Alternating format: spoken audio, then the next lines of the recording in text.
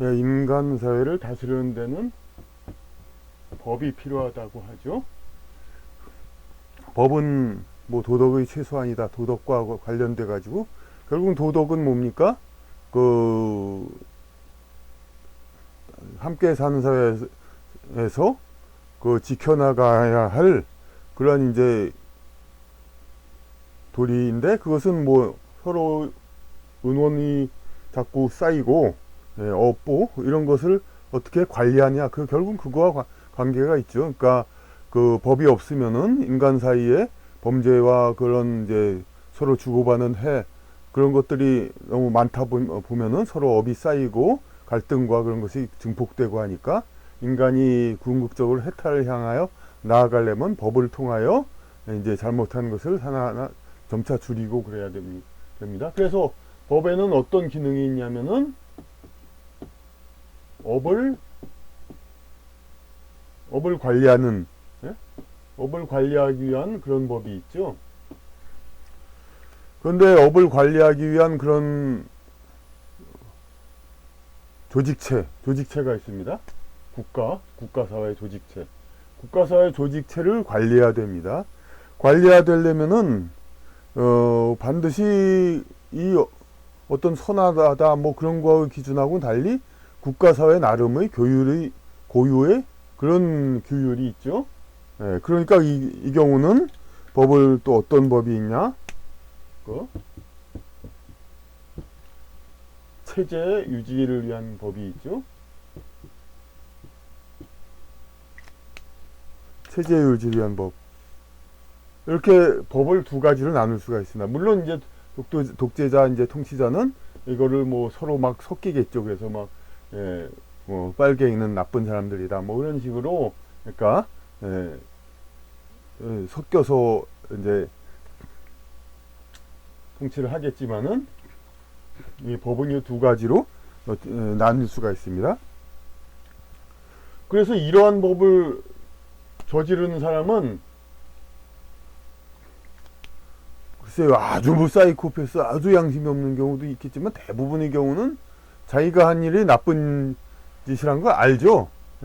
그렇기 때문에 나는 양심에는 꺼리끼지만은 먹고 살기 위해서 그나마 자기 분수, 자기가 이번 생에 주어진 그 분수보다 더 잘 살기 위해서, 더 편하게 살기 위해서 그렇게 해서 죄를 저지릅니다. 그래서 그러니까 절도, 사기,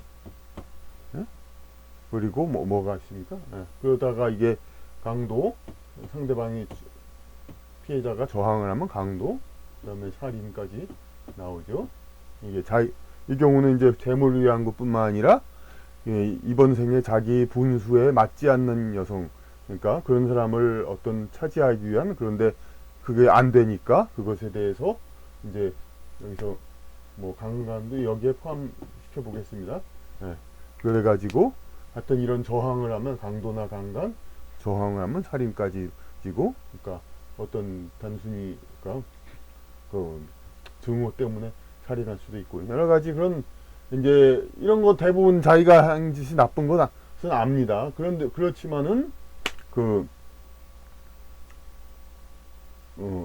이번 생의 분수, 자기의 살아갈 형편보다 더 편하게 살기 위해서 이렇게 범죄를 저지릅니다.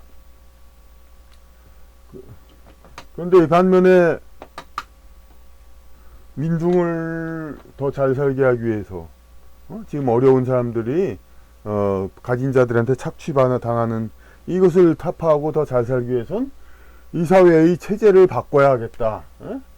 그래서 기존의 권위가 있는 자들한테 새로운 체제를 하라고 요구를 합니다. 물론 또 피지배 민족에서는 독립운동을 하기도 하고, 그렇게 해서 이제 사회주의 운동, 혁명운동, 독립운동 이렇게 해가지고 체제 유지 활동을 하는데, 이게 체제 유지에선 이것이 법에 저촉되죠. 그래서 처벌을 합니다. 근데 이런 나쁜 짓하고는 좀 다르죠. 물론 통치자의 입장에서 보면 나쁜 짓이지만은 이것은 체제 유지를 위해서는 필요한 것이죠. 근데 말하자면 이 범죄를 저지른 사람들은 어떤 생각을 가지고 있습니까? 예? 자기가 한 짓이 나쁜 짓이라고 압니까? 그렇지 않죠. 예. 나는 떳떳이 나의 소신에 따라서 더 나아가서 하나님이 나에게 주신 그 소명을 다하기 위해서 행한다. 물론 그러니까 여기에도 어떤 금지된 종교의 전도자들도 여기 포함이 되겠죠. 예. 그러니까 이 사람들을 문자 그대로 어떻게 부릅니까?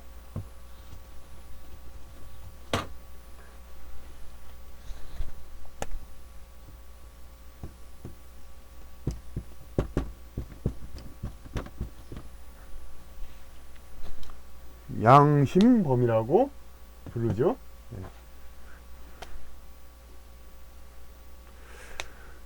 이런 양심범들을 이제 많이 생산해내는 쪽이 많이 독재 국가이고 뭐 나쁜 나라죠. 예, 독재 국가입니다. 그러니까 이상적인 국가가 되려면은 법은 순전히 이런 업보를 줄이기 위한 이런 이제 법만을 시행해야 되고 이렇게 해서 점차적으로 국민들 백성들의 그 업보 갈등을 법으로 인해서 현생에서 줄여나가서 해탈을 향하여 나아가야 그래야 이제 좋은 나라가 되는 거죠. 이런 양심범들이 많으면 양심범은 어떻게 됩니까? 그 결국 세력 갈등에 불과한 거죠. 그러면은 계속 업보와 갈등이 더 심해지니까 이 나라는 점점 더 그냥 아수라장 그렇게 가까이 점점 나가게 되는 겁니다. 그러니까 양심범이 좀 없어지면은 사라지면은 그러니까 양심범이 없는 나라가 그 좋은 나라고 좋은 나라라고 자부하는 나라는 적어도 양심범들은 별로 많지 않겠죠. 그런데 여기서 이제 특별하게 얘기될 수 있는 것이 뭐냐면 이러한 독재 국가 이런 데서 많이 양심범으로 지내왔던 사람들이 새로 그러니까 결국은 투쟁에서 이겨서 승리를 합니다. 그래서 이제 권력을 잡습니다. 그러면 새로 이렇게 그 자기들의 이제 체제를 만들어내는데 그럼 체제 유지를 위한 법이 과연 없어지느냐 이게 문제입니다. 그러니까 체제를 유지한 법이 그래서 양심법이 과연 사라지는가? 체제 유지는 어떻게 하냐면 자기들과 비슷한 부류들이 더 이 나라에서 세력을 강화시키고 더 영향력을 끼치고 그런 사회를 만들려는 겁니다. 자기들 체제대로. 그러려고 하니까 여러 가지 또 새로운 어떤 규범 같은 걸 많이 만듭니다. 그런 상태로 되다 보니까 특히 이 사람들 진보적인 사람들이라고 그러죠. 어떤 지상의 어떤 자기의 개체의 본분, 태어난 본분 이것을 강조한다기보다는 어떤 본질적인 영혼, 평등 이것을 강조하다 보니까 뭐 빈부귀천도 물론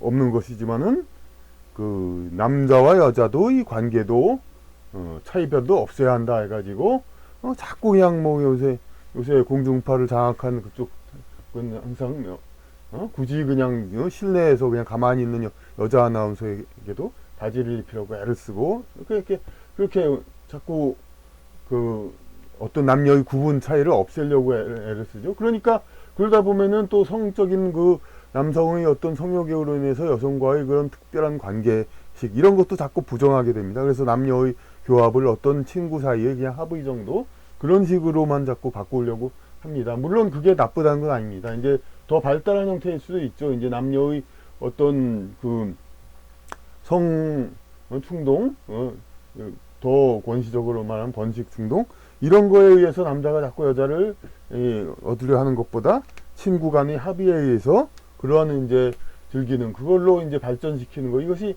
그러니까 조금은 더 발달된 영혼들의 어떤 취향이기도 할 것입니다. 그런데 이런 사람들이 이제 전체 세상의 전부가 되지가 않는데 세상을 전부 이렇게 해가지고 이 사람들이 이 이전 시대에서의 이런 성향, 성적 취향을 가졌던 사람들을 이제 자기들 쪽으로 들어오게 하는 거죠. 말하자면 이것도 영혼 성장 과정에 본다면은 국민학교 6학년 아이가 5학년 아이 보고 5학년 4학년 아이 보고 왜 빨리 왜 우리 때처럼 공부하지 않으면 맞아 하면서 그냥 두들겨 패는 뭐 6학년 아이가 3, 4학년 아이들 보고 우리만치 공부하지 않으면 안 돼 하고 두들겨 패는 그런 형국이라고 볼 수 있죠. 물론 이제 이 국가라는 학교가 국민학교생, 그러니까 초등학교이죠. 혹은 중학생을 지향하는 학교라면은 이 국가 학교가 영적인 학교가 그러면 이제 유치원, 미취학 그런 정도의 사람은 받아들이지 말아야죠. 그러니까 아주 그냥 기초적인 영혼, 그러니까 살인 범죄 이런 거는 그런 거야 당연히 처벌해야 되겠지만은 이런 거 그러니까 자기들보다 조금 못한 정도의 이거 아주 아래의 유치원 미취학 정도의 그런 어떤 강력 범죄 이런 것들은 처벌을 해야 되겠지만은 이런 조금 아래의 것들 경우 이런 것까지 처벌을 하게 되니까 억압을 받는 겁니다. 물론 서서히 뭐 올라가는 것도 좋겠지만 이것을 그냥 허구한 날 그냥 바로 이번 생에 올라갈 수 있는 것이 아니거든요. 이런 것은 정말 좀 한 두어 번 적어도 하여튼 여러 환생을 거쳐서 그러니까 기질 자체가 그렇게 다릅니까 남자의 그런 게 그런데 이제 그런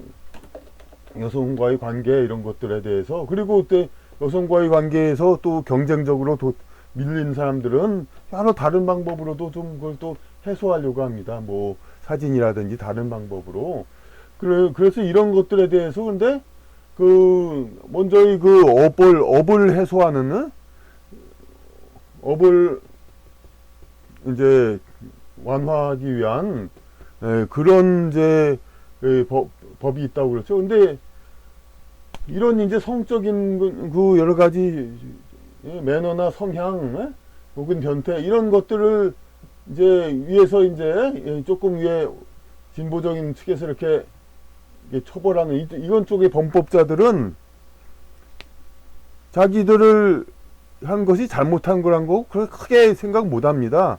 왜냐하면 이건 업보에 그렇게 크게 영향을 주는 이제 그런 이제 양심에 이렇게 남의 것을 훔치거나 남을 때리거나 남을 죽인다 이런 거는 양심에 스스로 꺼리끼기 때문에 안 합니다. 아주 그냥 타락한 사람이 아니면. 그런데 이런 성적인 취향으로 이제 여성들을 이제 동경하고 이런 행위를 하는 것들은 자기 양심에 저촉되는 게 아닙니다. 그러니까 결국은 이 나라 체제 통치를 위한 그런 법이죠. 그러니까 이 사람들은 자기 법을 행한 거에 그렇게 하면 잘못했다고 생각을 안 하니까 넓게 봐서는 양심범이 되기도 합니다. 근데 이 양심범을 이렇게 체포하고 처벌하기 위해서는 또 국가에서 어떻게 하냐면은 마치 그 시장 논리와 비슷합니다. 이제 물건이 비싸도 사람들이 순전히 상업적으로만 보면은 물론 현재 생필품은 물론 현재 법이 있기 때문에 그렇지 않습니다. 만약에 옛날 같은 경우 물건 값을 올려도 사람들이 막 어쩔 수 없이 꼭 필요하니까 사는 거는 그걸 가진 사람은 무조건 값을 올려도 되죠. 예? 그리고 물건이 값이 올라가면은 금방 안 사는 거, 사치품 같은 거, 그런 거는 값살이 안 올라가죠. 그러니까 이런 것들은 이제, 어떤 상업 논리로는 그게 가능하지만은, 현대에서는 이제 어떤 매점매석법으로 그런 건 안 되죠. 물론 필수품을 이렇게 하는 건. 하여튼, 그런데 이 법에 있어서 그게 적용이 되는 겁니다. 이제 살인 같은 거는 양심에 저촉되기 때문에 우리나라 특히 살인죄가 아주 가볍죠. 그래서 오죽하면은 중국인들끼리도 한국에 와서 살인한 경우가 많이 있죠. 이제 중국에서는 살인을 하면 사형을 당할 수가 있는데 한국에서는 그럴 염려가 없지 않습니까? 자기네 빈민보다는 더 나은 삶을 평생 보장해주고 그러니까 한국에 와서 그러니까 중국에서 이제 어떤 그러니까 뭐 거래 관계나 서로 관계가 있는데 이쪽이 이 속으로 이 사람을 나쁘게 아주 그냥 괘씸하게 생각하고 복수할 해를 가하려고 합니다. 그러면서 우리 한국에 가자고 꼬여가지고 한국에 와가지고 살인 행위를 저질러가지고 그렇게 해서 한국에서 그냥 몇십 년 징역을 때우죠. 중국 같으면 사형이지만 그렇게 원정 살인을 오죽하면 합니까? 어쨌든 그렇게 한국인 그렇게 살인죄가 가볍지만은 그렇다고 해서 그 살인이 폭발적으로 늘어나지는 않죠. 물론 많이 늘어납니다. 아직 우리나라 영혼이 그렇게 고수준의 영혼이 아니기 때문에. 하지만 어쨌든 폭발적으로 그러지는 않죠. 그러니까 대부분의 사람은 그래도 그런 상황이 아니기 때문에. 노르웨이 같은 경우 그 21명을 죽인 21명을 죽인 게 아닙니다. 76명을 죽인 그 범죄자를 징역 21년만 하고 그것도 교도소도 아주 뭐 우리나라 서민보다는 더 나은 삶을 갖는 그런 곳이죠. 그래도 그렇다고 해서 노르웨이에서 살인자가 폭발적으로 늘어납니까? 아닙니다. 그러니까 거기 양심 때문에 그게 안 되는데 죄가 가벼워도 범죄가 가벼워도 처벌이 가벼워도 그렇게 폭발적으로 늘어나지 않습니다. 그런데 이런 이제 양심범 같은 거 먼저 말한 그 사상범, 정치범, 종교 전도 이런 것은 처벌을 가볍게 하면은 폭발적으로 늘어날 수밖에 없죠. 자기 하고 싶은 거 하게 되는데 그러니까 결국은 그 범죄의 피해에 비하여 죄가 무거워집니다. 그러니까 과거 우리나라 천주교 왔을 때 아니 전교 믿어서 남한테 피해를 준 거 있습니까? 그때 그 당시엔 또 붙잡고 그냥 길 가는 사람 붙잡고 전도도 안 했을 거 아닙니까? 자기들끼리 그거 했는데 그걸 가지고 말도 안 되죠. 그야말로. 그러니까 행한 거에 대해서 죄가 커집니다. 마찬가지로. 그러니까 지금 진보주의 쪽에서 행하는 그 남녀의 동등한 어떤 관계를 위한 그런 여러 가지 성적인 그런 억압인지 뭐가 될지는 모르겠습니다만은 그들 관점에서는 평등이죠. 그런 것들도 그 행한 범죄에 의한 그 피해자의 피해보다도 엄청나게 그냥 죄를 무겁게 하는 거죠. 그러니까 그렇게 해가지고 이런 것이 결과적으로 국민의 행복도를 떨어뜨리고 그리고 이러한 이제 필요 이상의 범죄 이런 강박감 이런 걸로 인해서 결국은 그 독재 시대의 어떤 정치 사상 양심범 그 이상으로 저지른 범죄에 비해서 큰 이제 처벌을 받는 그런 사람들을 늘어나게 하는 겁니다. 거듭 한 5번, 6번 얘기했지만은 제가 이제 박정희 시대의 막걸리 보안법, 그냥 길 가는 사람 술 마시고 한 얘기를 가지고 보안법으로 끌어들여서 처벌한 것보다도 김대중 정부 시대에 여성 인권을 강화하기 위해서 웬만한 성적 관계에 있으면 여성을 입장으로 하라는 걸로 그냥 수많은 평범한 사람들이 걸려들었고 많은 사람들이 성추행 그런 걸로 인해서 어떤 고통받아서 자살도 하고 일반 사람들이 많다 보니까 유명인 주병진 씨도 그렇게 해서 당한 바가 있고 그런 김대중 정부 때의 그 성에 관한 양심범 비슷하게 이렇게 저지른 행위에 비해서 너무도 큰 처벌을 받은 사람들 그 수효는 박정희 시대의 막걸리 보안법보다 훨씬 더 많으리라는 것이 확실한 수정이고 지금도 그러니까 이런 진보주의자의 주장자 그러니까 자기는 6학년 정도 올랐다 초등학교 난 발달된 영혼이다 그래서 진보적인 이 사회를 건설해야겠다 그런 걸로다가 3, 4학년 그냥 아직 자기보다 좀 어릴 수도 있는 물론 그것도 성적인 측면에서 그런 거지 전반적으로 다 이 사람들이 우월하다 그건 아닙니다. 하지만 어쨌든 간에 자기가 조금 진보됐다고 해서 그런 이제 사람들을 이렇게 두들기고 패고 괴롭히는 이런 건 또 다른 더 큰 어떤 그런 이제 억압 구조이고 이게 어떤 독재 구조 통치 그런 양심법을 만드는 그런 이제 그런 구조입니다. 이런 것에 대해서 이제 용기 있게 얘기할 수 있는 지도층 인사들이 있어야 되는데 아주 유명한 지도층 인사들은 이런 말을 못하죠. 왜냐하면은 이런 거 요구하면 자기도 그런 사람 같이 보이니까요. 그런데 아니 그 빵 훔쳐간 사람은 도둑을 동정하고 그들에게 더 많은 분배를 해줘야겠다. 그렇게 하는 사람이 뭐 빵 그 훔쳐가는 사람입니까? 마찬가지로 그 이런 명령에 대해서도 얘기를 해줄 수 있는 사람이 있어야 됩니다. 그런데 아주 유명한 사람들은 얘기를 안 하기 때문에 못하기 때문에 제가 이번에 다시 또 강조해서 말씀을 드렸습니다. 감사합니다.